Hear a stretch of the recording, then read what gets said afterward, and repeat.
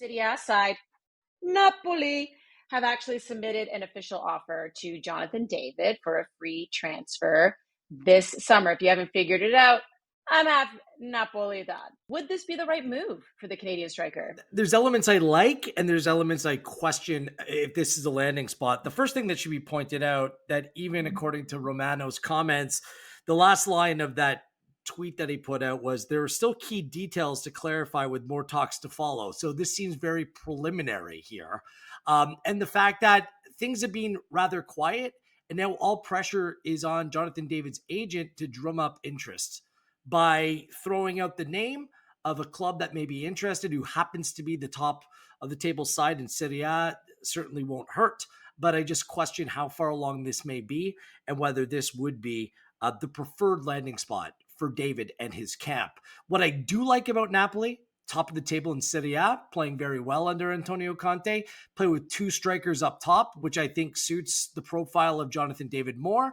And they'll be playing in the Champions League, inevitably next year, where Serie A teams, there's one of them in the finals this year, and still I think it's a league that's a little bit underrated. Atalanta's made a run in this competition as well as the Europa League. So I do think that Serie A is underrated, and it is a league where I think that Jonathan David could end up. What makes me a little bit uneasy are some of Conte's comments as of late, questioning whether he's being backed in terms of his transfer strategy with the club, basically saying that the planning needs to align his vision or perhaps his future at the club is in a little bit of doubt. He says he cannot live on miracles and he needs weapons to succeed, or else he doesn't want to be in a position where he and the club will be massacred. So that raises some red flags for me because Conte there, I think it's a defined way of playing. He's a top manager. He gets the most out of his teams, but that just shows a little bit of instability. And it's a club that doesn't want to necessarily splash big cash. They actually prefer to